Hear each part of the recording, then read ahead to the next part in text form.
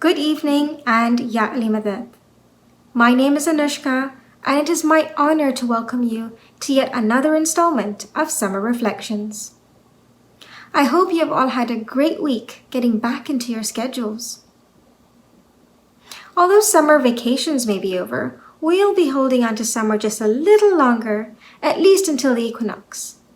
Until then, we will continue to bring you some of the best programming from the past year. Tonight, we will revisit a conversation on the future of work with Ali Velshi and Zain Velji. Ali and Zain will explore career trends and share how we can prepare ourselves for careers of the future. I hope you enjoy the program. Ali, thank you so much for joining us this evening. One of the things we've seen with the pandemic is obviously changing how we work, the whole concept of working from home. But I want to talk to you and start this conversation with if you're seeing the change in what we value as work. This pandemic has caused a big shift in perhaps thinking and introspecting about what work looks like and what the meaningfulness of work looks like. Have you kind of seen any shift in the regard of us perhaps societally changing what we value as meaningful work? Well, let's start with what we've seen, right? What we've noticed, for instance, I saw a survey the other day that indicated, it asked the question, do you think the length of the workday has increased or decreased because of work from home? And it turns out it's increased. People are working more. And you know this when you talk to people who worked from home before the pandemic, right? That one of the biggest problems with working from home was the boundaries, the decision about what work time is and what family time is and what lunchtime is and breakfast is, and all that's kind of become a little complicated. And for those of us who are used to structures, including me, because I do a TV show, right? So I would go into a studio by a certain time, and I'd be in makeup in a certain time, and I'd be in meetings at a certain time. So when you lose all of that structure, that becomes problematic because so many of us identify with the structure of our work. Now it's lunch, now it's time for a meeting, now it's time for work-related social events. And that all becomes very complicated. And then it gets tied into your value because it used to be that work and home were two different places. Now, in a perfect world, you got a great deal of value from being at home among your family and your loved ones, and you got a great deal of value from being at work where you felt valued and professional. Now when it all comes together, they're often not in balance, right? So what do you like more? Do you like work or do you like home? And what happens when they're both together? It's very rare that a person gets everything they want out of home life and everything that they want out of work life. But now that it's together, it has caused a lot of people to examine whether it suits them properly. Now, I would say that there's some proportion of people for whom, Zain, this is fantastic. Right? Working from home eliminates a 1 or 2 hour commute in each direction from work, and it saves you on gas and saves you on lunch money, and you're spending time with your family if you like your family. And for some people, this is throwing them into some sort of existential angst about, is this really what I wanted to do? My life was about being out. My life was about performing. My life was about being in a court or being on a theater stage or whatever, or in a hospital. So as I've said before, I think this is a great time to reevaluate what you're doing and whether you really like it, because we're going to be stuck with some version of this for a time. In other words, even if we get a virus or a vaccine or a cure to coronavirus, there are a lot of companies who are going to decide this is actually more efficient for us. The cost saving is good. There are a lot of workers who are going to say, I actually want to stay working from home. So why not take this moment to reevaluate whether this is working for you, and if not, how you can fix it to make it work for you. You brought up a point that I think is fascinating, which is this concept of identity and work. People's identity rooted to the jobs and the careers that they've had. Do you see any shift in that the pandemic has caused as we've been juggling everything from, teaching our kids to trying to get enough recreation and exercise to enjoying vacation? What is that anymore? Have you kind of seen identity as a construct of being singularly associated with work perhaps changing, whereas, it's been a real push towards productivity in the past?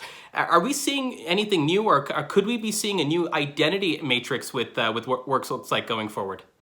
Well, I had one colleague, for instance, tell me this morning, I wish I could just go to work for a couple of days a week, go into work. We're very efficiently, in fact, this particular person's job is as well done from home as not, and generally speaking, she appreciates it. But she was missing something about going to a place called work.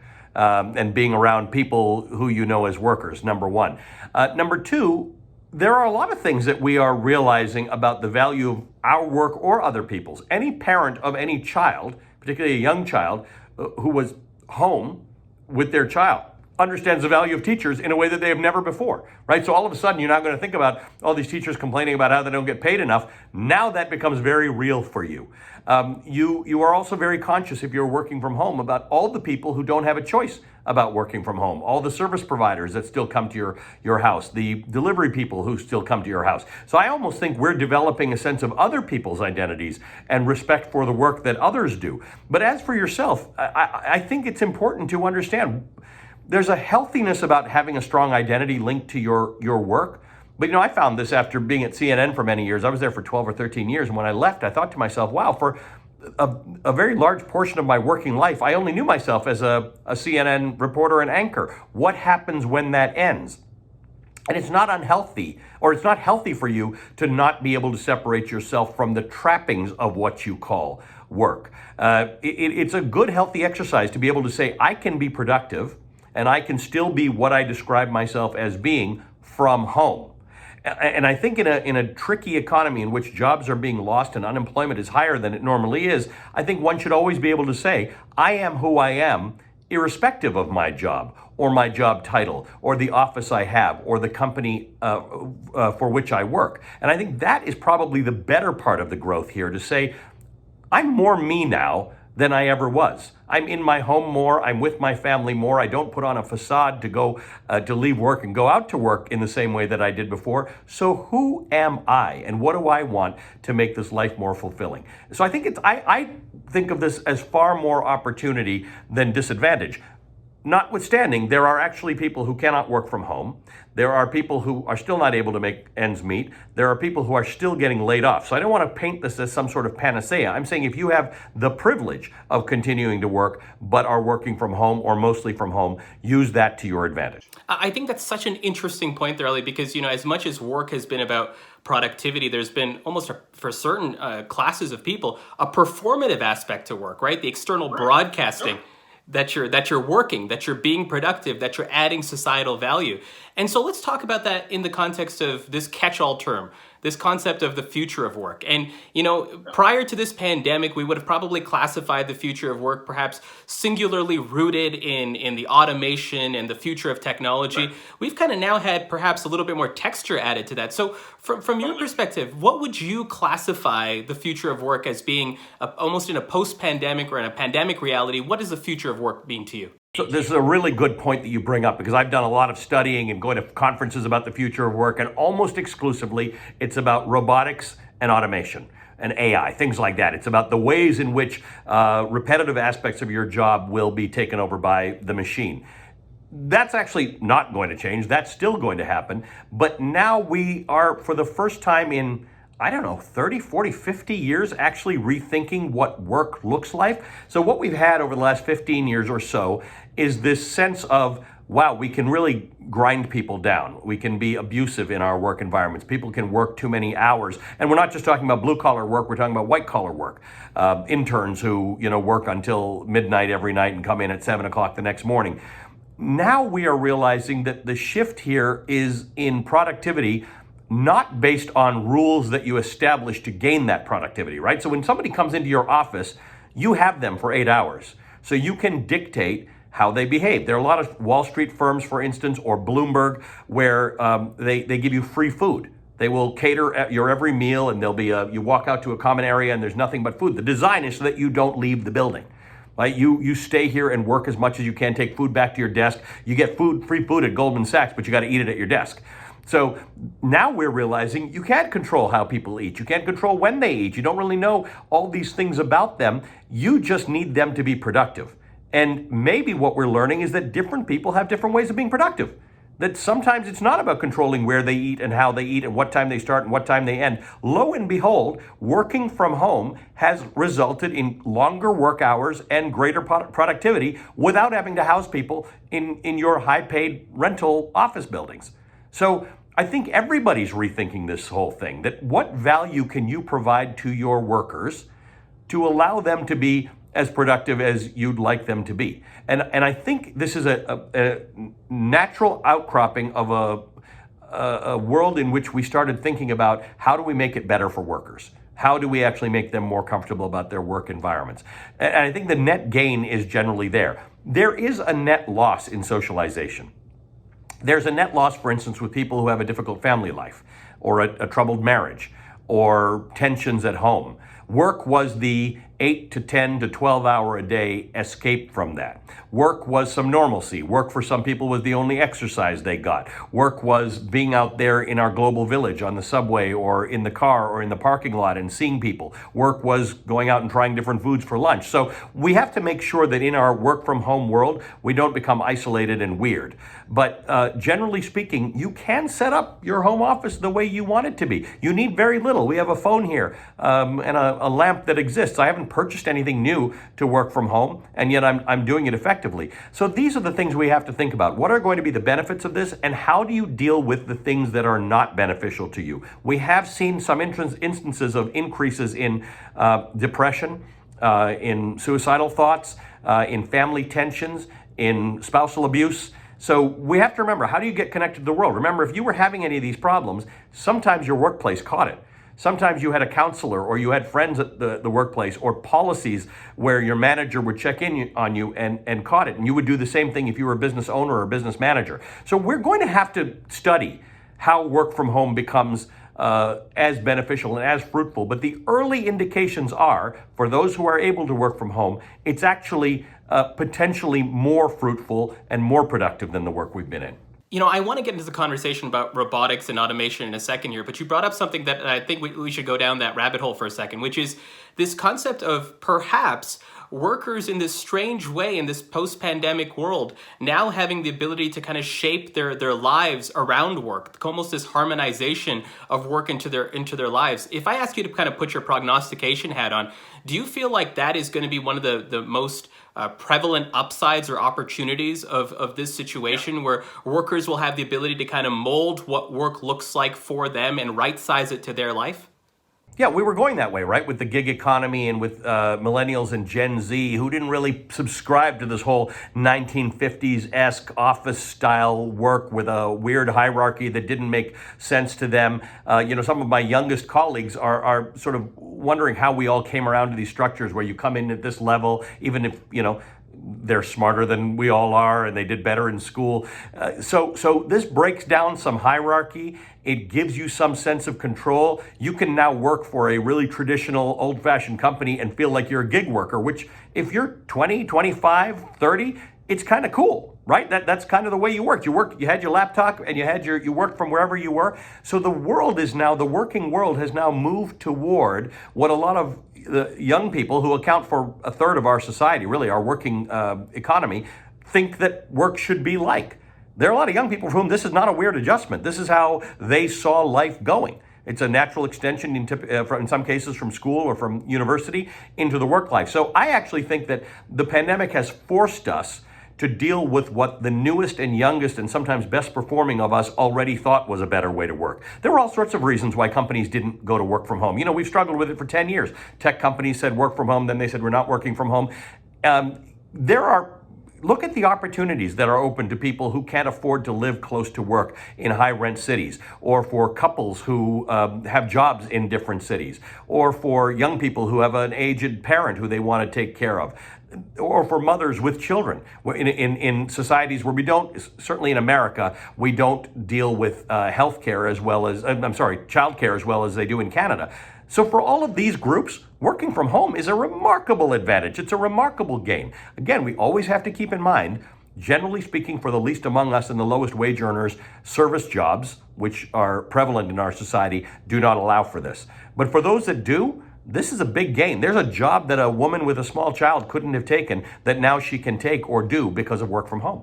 Let's talk a little bit more about the future of work as it relates to kind of automation, service sector jobs. I don't want to get into a mindset of necessarily fear, but what should we be looking out for? If I'm sitting in the Jamat right now and I'm seeing this concept of future of work being floated to me in banner headlines, what should I be actually concerned about, and what should I be looking out for in terms of, what could perhaps replace my gig, or what should, my kids be aware of as they perhaps go down the path of pursuing education in one of the quote unquote traditional fields that we've pursued in the past? So I think there are several steps you have to take. And the first one is reality. You have to say, can my job be automated? And I've heard most people get that answer wrong. So I'll ask myself, can my job be automated? 100%. Can it be outsourced? Absolutely. A company can say, we like you, but we think it'd be easier if you lived in not as high cost of living place as New York. So we're going to reposition you to, I don't know, make it up, Bangladesh or something. Or we're going to find somebody who can do the news from there. Or we're going to get AI that's going to go through everything I've ever said on TV and learn exactly how I would say anything. So somebody can write a news script, actually a computer could do it, and some avatar that looks like me can read it. Or some live anchor that looks like me across the world can read it for 1/5 the salary. So don't kid yourself into what can't be done. There are very few things that cannot be replicated and automated, right? And they are, generally speaking, services. If you have to call someone to come to your house, that may not be replicated. But a lot of the people who come to your house are delivery people. That too can be replicated. So first, just be really honest and Google it and look it up. Has anyone tried to automate your job? Because if it can be automated, understand that it will be automated. Number two, how much can you delay that? To what extent can I say, okay, the news business is being automated. How long can I push this for? Now, if I'm 50, which I happen to be, I can possibly push this for another 15 years or 20. Maybe I'll be ready to retire then. But if I'm 40 and I have a lot of work years ahead of me and my job's likely to be automated within the next 10 years, I should start thinking about that. I shouldn't be surprised by it when it happens in 10 years. Number three, what can you learn that allows you to benefit from that automation? So is there some degree of coding or automation that I can engage in that's going to set me up for the journey between where we are now and full automation? And you'll find that in Germany, factory workers do this, right? They train their factory workers into people who can manage the robotics that then take their jobs. Now, it's not fantastic to train for the interim period between you having a job and you losing a job, but it's better than just losing the job. Number four, think about your kids. It is ridiculous to think that you might be denying reality about the automation of your job, but your child, who's going to have, 60 working years in front of them, probably the way things go these days, guide them properly. It is in the interest of universities and places like that to continue to train people for things that they might not be employable in. It is not in the interest of any parent to see that happen. So again, there are great jobs that will exist for a long time. I certainly don't want to scare people into thinking all jobs are going to disappear. And frankly, we will make this shift into a different economy, and we will still be able to employ people at the other end of it. But if you are talking about your kids, there's zero reason not to have the conversation with them to say, have you looked into the degree and rate at which the profession you are choosing to go into can be automated?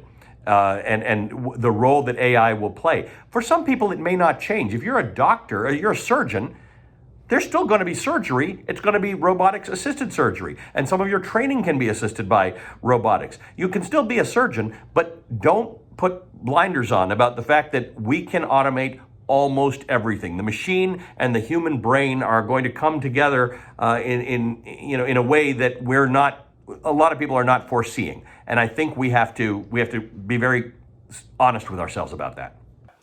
Those are some very insightful comments, Ali. And as much as I love you, I'm not sure if I want to see a robotic version of you one day. We may just have to deal with it. But, I want to move on to a topic that's just adjacent to this, which is when we talk about, the steps that you'd mentioned, this concept of future-proofing, right? Another buzzword that comes out. Is there a more or less defensive posture, I should say, than future-proofing? What do you see as the upside, right? If today, I'm grinding it out as a worker, I look at the fact that my job could be automated. What's the upside there for me? We talk about retooling or reskilling. How does one kind of engage in that process in perhaps a little bit more bite-sized format? Because it's quite a daunting reality when you come to the realization that whether it's a decade or a generation from now, that the work that you've been used to do or the work that you currently do is perhaps on the docket. So I think there's a couple of things here. One is that it would help to become familiar with the language of what's happening, right? So to the extent that our kids use drones, it's not weird for them that, well, drones are going to deliver our packages.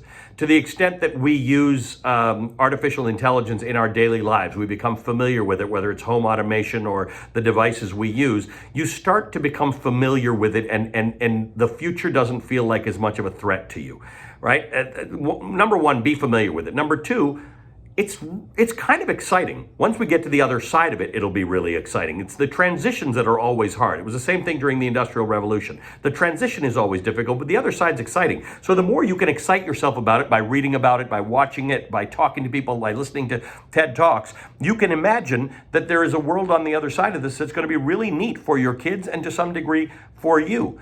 But it's the it. If you don't know what the it is, if you just see this as some future coming towards you whose main objective is to steal your job, that's where the problem comes in. By the way, it's exactly the same problem with immigration. It's the same problem with all the social issues we have, right? People look at immigration as they're coming to take my job, as opposed to, wow, we're going to actually build the population up to the rate that we need in order to be a productive society and have people working so I can retire because they can pay into the systems that I'll benefit from and get a diverse workforce. No, immigrants steal jobs and bring crime. That's the same way you have to think about artificial intelligence and robotics. They're not just here to steal jobs. They're here to make your life simpler and less expensive in the long run.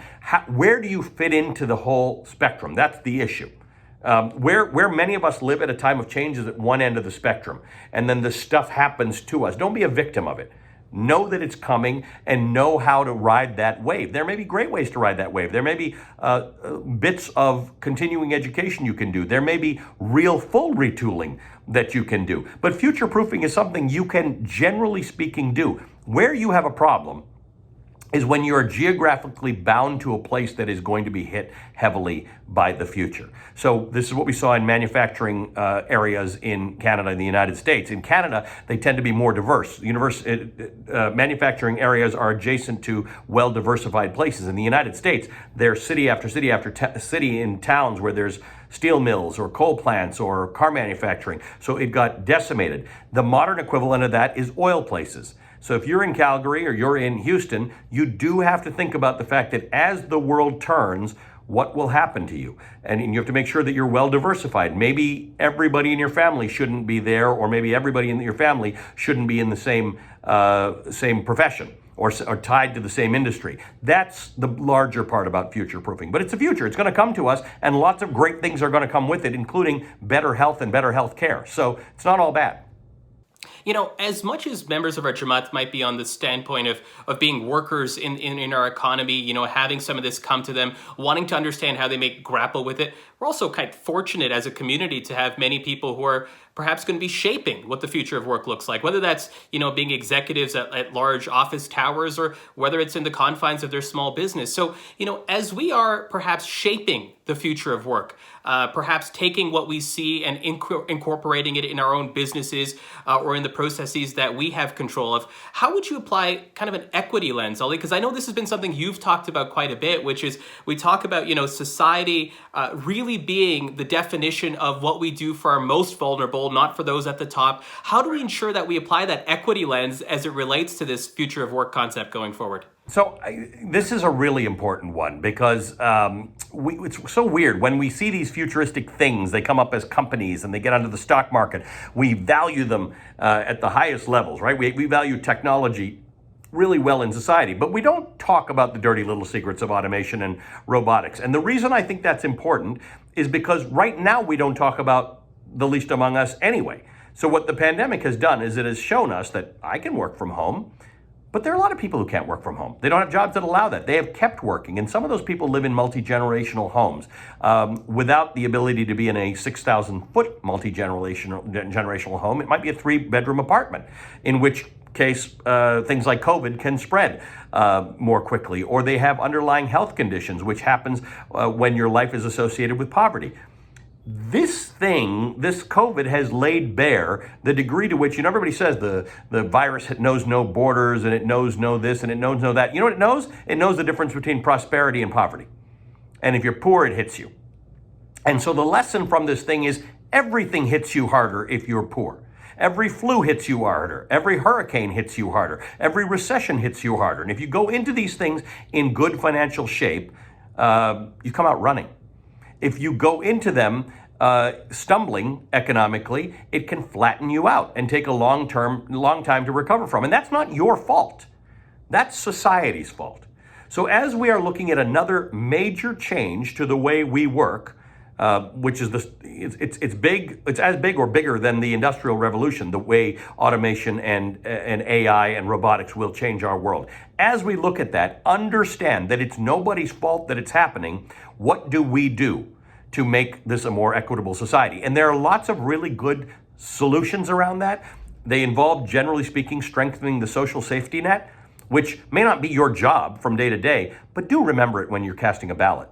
That there are some people who think it's every man for himself. We're not here to do it. Here in the United States, we're talking about the extension of the CARES Act to the HEROES Act, we're calling it, to subsidize people who are having a rough time. And there are 20 U.S. senators who've said enough is enough. It's not our job to do this. No, it is your job to do it.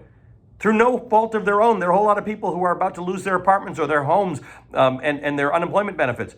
It is actually our job to fix this. So this lens has got to be central. If you are building, and the beauty we have in our community is that we still have the immigrant experience. Like a lot of people who are watching this will be immigrants. A lot of people, their parents are immigrants. We may even have some people watching this whose grandparents were immigrants, but their parents were born here. But we still have the immigrant ethos. The immigrant ethos is the ethos of flexibility and the ethos of fairness, right? Apply that to what you do. You have the ability to be flexible, so we can learn, we can bob and weave around these new trends, but we do have to be fair. We have much to give these countries that have been kind to us, and what we can give back is to make them better and fairer and kinder. Now we're doing that because there are people who find themselves in great positions in governance, in politics, in corporations, and in medicine, in law. They're doing that.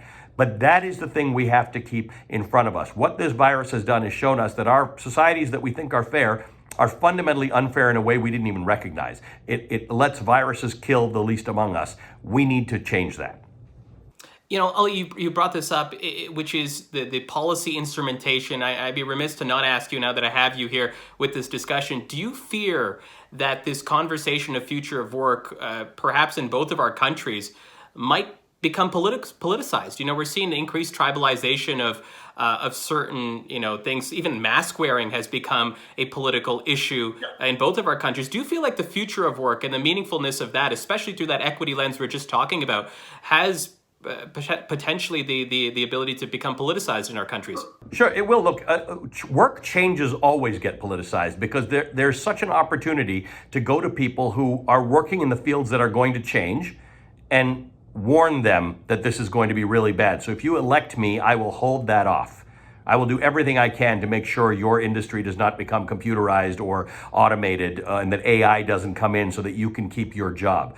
And so it's very easy to do that. Then you can attach, in the United States, it's become very popular to blame all technological advances on China. Right? China's trying to take control and kind of do that. I don't know what's true or not, but the point is China's engaging in a lot of technological advances. So you can start to make technology the enemy. That's as stupid as making immigrants the enemy, right? It is what it is. We benefit, we live longer, we will get a vaccine to this virus and a cure to it because of technology. We also need technology to stop this earth from warming, which we haven't quite mastered yet as well. Technology is going to solve most of our problems, but it brings with it ethical questions. And that it brings with it ethical questions doesn't mean you throw it out. It means you actually have to address the ethical questions. We have to hold debates. We should have another conversation just about the ethics of automation and robotics, because some people think it's an amazing thing. Other people only see their job going away. What if we actually created a society where we can say we can have the benefits of robotics and automation and AI, and we can protect you? Maybe it means a minimum basic income or a universal basic income, ideas that have been floated that we don't really think about because it sounds like welfare. It sounds like giving people money to stay home. But there are real reasons why we should think about these things as a community. And by the way, Canada is going to be much more successful in having this discussion because you've already got a stronger safety net than we do in the United States. In the United States, when people hear universal basic income, they freak out. They think we're giving people money. Right now, the conversation is we're paying more people to stay home than if they worked. We're paying them, more money to stay home. There's something wrong with your wages if people get more money on unemployment than they do working. That's a societal problem. That's not actually a problem. Most people want to work. The general instinct for humanity is to work. So what do you do when you might go into a place where there are more jobs than people on an ongoing basis because of automation and robotics? Well, you find out how those people can be most productive. Maybe I'm meant to be a poet, but it doesn't pay much money, in case you've ever tried being a poet. So does the universal basic income create better art, better poetry, better people who sit around and think about things? There's all sorts of discussions that should be had, but you have to be in those discussions. You have to read the books, and you have to try and get access to those TED Talks and those things that discuss these difficult issues. Our politics lends itself to easy answers and being dismissive. Let's not do that. This is a moment in our time, an opportunity to think about the future of work. Let's grab it and understand it and be part of the discussion. Have a seat at the table. I love that example of perhaps a universal basic income oxygenating creativity, putting a different texture to our economy, creating more value in different ways that we haven't seen before or that people haven't pursued before because of purely economic or financial reasons. And that kind of ties into this last theme I want to talk about, Ali, which is around education. We sit here in August right now, and both of our countries are grappling with what the school year, especially for higher ed, looks like in September. What do you kind of see as the value of a degree, and what do you kind of see as the value of education going forward, and perhaps even how education is delivered going forward? I know we're in this debate of value between post-secondary education tuition just spiking through the roof, especially in the United States. But give me some of your thoughts on the value of post-secondary education, especially layered on with the delivery mechanisms we're now potentially going to be seeing. Tuition in some American universities is upward of $50,000 a year. So that's a good question, right? Can I become one of these things and pay less? I'm a professor at Wharton, and all our classes in fall are going to be online. And by the way, I happen to be teaching a course that we can probably fairly effectively do online, but I didn't learn how to teach online. I didn't even do this, right? We didn't have Zoom meetings and things like this. Now I'm learning, but do my students deserve better than somebody who's just figuring this out now? I think they do. And we have to think about this because these are Wharton students, top of their game, paying top dollar to get this education in part from me.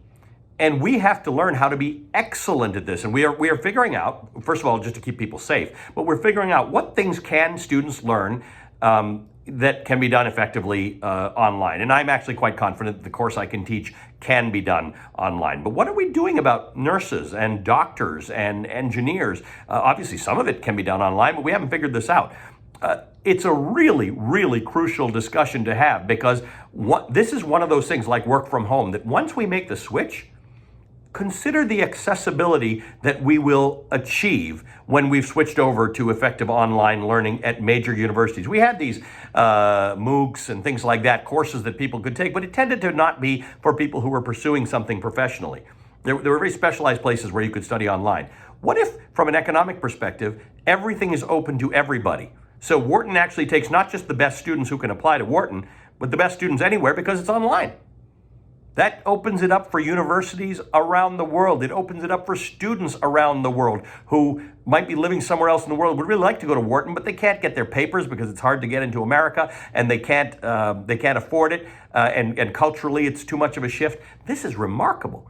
So I think it's going to be a big question from a financial point of view. Those universities that offer a good education, who, by the way, don't charge $50,000 a year, are going to see a big boon. For those that do charge a lot, student aid is going to become a lot more important. And there are a lot of students who don't need the student aid, but they wonder to themselves, if I'm not living on campus and doing the things that I associate with university, what's it worth to me? So I think all of that is becoming a really important conversation. But in the end, like work from home, I think the gains are greater than the losses. We're going to end up in a world in which we're going to get more value for our dollar in terms of education, create greater accessibility. And I think when we look back at this in 10 years, we will have said the pandemic has done one interesting thing, and it broke down some barriers to education.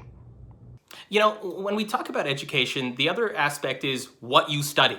And I think this future of work conversation, even prior to the pandemic, was really about, certain things are now becoming commodified. You don't necessarily want to get these technical skills if a robot is able to do it one day, perhaps even in the next decade. So focus on creativity, focus on the A in STEAM, focus on the critical thinking skills. How would you right now, kind of looking at the current terrain, reconcile the schools of thought regarding, perhaps fine arts, liberal arts on one hand, all the way to technical knowledge on the other? Is there perhaps a shift in what we're seeing? So I'm a liberal arts graduate from Queens. I talk about it all the time. I think liberal arts creates remarkable critical thinking. On the other hand, when I wrote a book in 2010 about what you should study, my co-author and I, Christine Romans from CNN, and I chose accounting and engineering. The opposite, right? And now I would say that in a world which can be automated, only the engineers are safe. Even the accountants are not safe because it's, in many cases, repetitive tasks as opposed to creative work. So the liberal arts side of the brain can't easily be replicated by computers yet, but there isn't as much work for the liberal arts side of the brain right now. So it's a really interesting conundrum. Do you really want everybody just going into jobs that can't be replicated? So to my mind, architecture comes to mind, right? An architect has skills that can be replicated by a computer, but you're not ever, generally speaking, paying the architect for their technical skills, their drafting skills, and you got the architect for their brain. The engineer, the computer does the work, but the engineer designs the work that the computer does. So I think we have to have second and third level conversations about this. I think there are some liberal arts educations that people get at liberal arts universities that we have to seriously look at to say, where are you going with this degree? Where can it lead in terms of critical thinking? And is the critical thinking going to actually get you a job in which you can critically think? And in my opinion, there are some things in the liberal arts that should probably be de-emphasized at the moment. At the same time, I don't think we want to be graduating an entire class of robot programmers, right? So there's really good work for robot programmers and engineers, and I still believe that the future is about engineering. But I think everybody and every family has to think about this as a portfolio. If you got 3 kids, and kids don't want to be told what to do because you're a piece of a portfolio. But should families be thinking about the fact that, all right, if you're going to be a this, then maybe you should be a this? And these are tough questions because every kid wants to do what every kid wants to do, but they do need guidance. Because what I don't think high schools are necessarily in a position to tell students graduating is that you want to study this, but it's not going to get you a job anytime soon. It's a vibrant and important discussion to have that I don't have the answers to, but I would think about it better than I did when I was graduating high school or university. You brought up this concept of humanities, right? Like those who have studied in that space. And we have a lot of people in that space who've studied their humanities or have gone down law or other elements of more of that space. And you mentioned there's less work for them right now in that sense. What does kind of future-proofing for them look like? So for them, perhaps it's some of the similar points that you'd mentioned, but I thought that you brought it up. Maybe I can ask you about people in those careers. Yeah, so look, barristers are not going away anytime soon. They may do things like this on a screen, but people who argue a case before a judge are not going away soon. If you're a real estate lawyer, that's a repetitive task. And I mean, I don't mean to belittle it because I think I could lose my job too. My point is, you have to be honest about it. What is the thing? If you're a barrister, then you're kind of like a plumber, right? Or an electrician. It's going to be a while before we will get a robot that can come to my house and fix my light switches, but we don't have, that's a few steps away, right? We've got to accept robotics, and we've got to accept robotics, robots showing up at our house. For the meantime, people who need to deal with plumbing, welding, electrical work, being in front of a courthouse, driving somebody from point to point until we've got automated cars, that's all going to be there. If you're involved in repetitive tasks, no matter how high paying your job is, a computer might be able to do it. And again, I don't know the ins and outs of all of these professions, but I have to assume that if there isn't some creative work involved in what you do, we can get to that easily. We can make computers do all repetitive tasks. So I do think that there's no limit. You should put no limits on that discussion. You should say and look and Google and check and look at Asian countries, which are much, much more accepting of robots in their lives, including in their caregiving for senior citizens and their medical provision. Is somebody allowing robots to do what I do? If nobody's doing it, nobody thinks it's coming up anytime soon, you've got some time to wait. If it is coming, understand how you can fit into that world. And by the way, I just want to use driving it as an example. I think in about 19 states in the United States, driving is the number one profession. Number one. It's a growing profession. Right now, if you wanted to earn a lot of money, becoming a truck driver is actually a really good thing to do, until the day they automate truck driving, which is probably within the next 10 years. And then suddenly, that's going to fall off a cliff.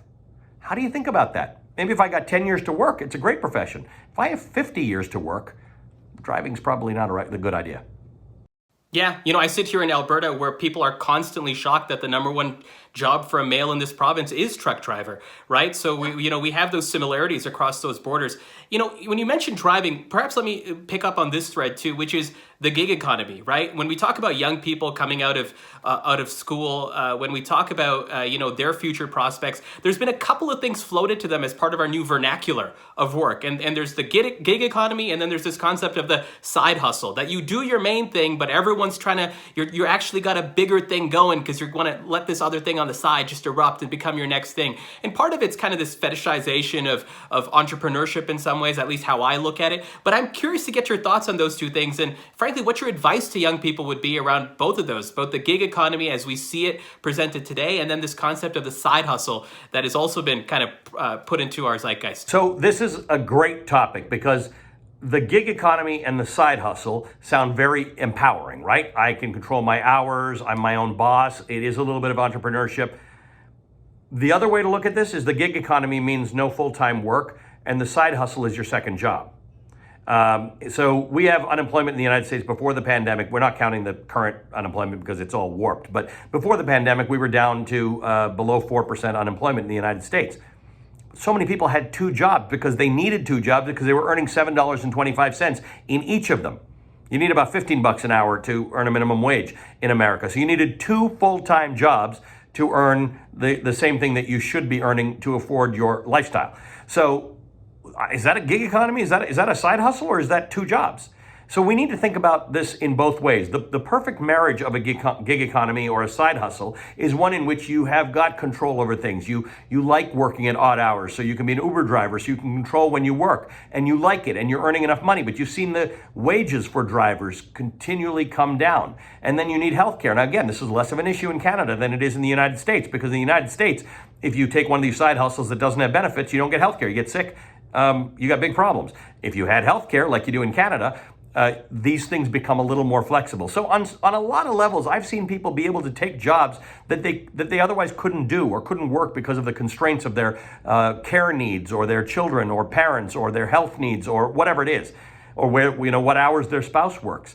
So that is very empowering. And side hustles are very empowering. And side hustles can lead to businesses. So I think we have to think about these things as empowering, but we have to be careful about people who use them as excuses to not pay people benefits and to not pay people decent wages. And again, like the last discussion we had about future-proofing, this is an important discussion. There are really good things about these side hustles and these gigs that people can get that they couldn't get in my profession, right?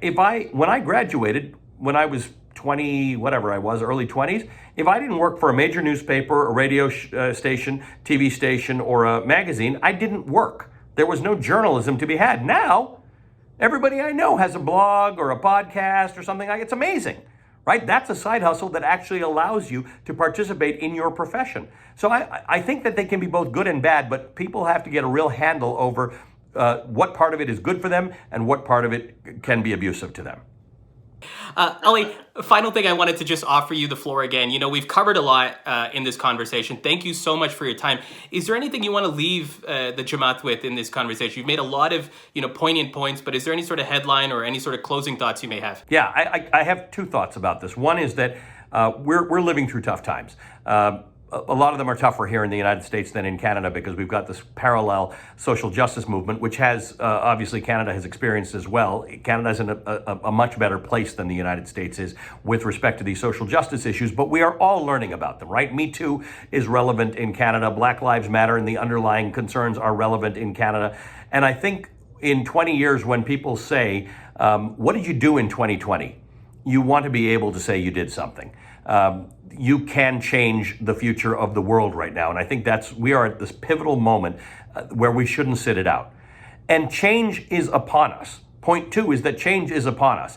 There isn't a better time to start looking at your life, your future, your investments, your diversification, the portfolio that I call your children, and making some decisions. Sometimes life slows down just enough to allow you to look at it properly. For most of the time, it's whizzing around and we're working all the time and we can't you have no time to rethink your life. You're in it. Now you have time to look at it. So look at your life and everything that you can do differently and better, and look at the world. And if that just means changing the life of one other person or making this place a better place, it is part of your ethos. It is part of where you come from. Don't let this opportunity slip by. Make sure that you know by the end of this year that when somebody asks you, what did you do in 2020? You've got a really good answer for them. Ali, thank you so much for this conversation, your ongoing commentary and analysis, but not just that, for also shaping what we talk about in not just the United States, but in Canada as well. So thank you for that, for injecting your values into those conversations on a daily basis. I know many of us are very, very proud of the work you do. So thank you so much. Thank you very much for your time. I appreciate being here a lot.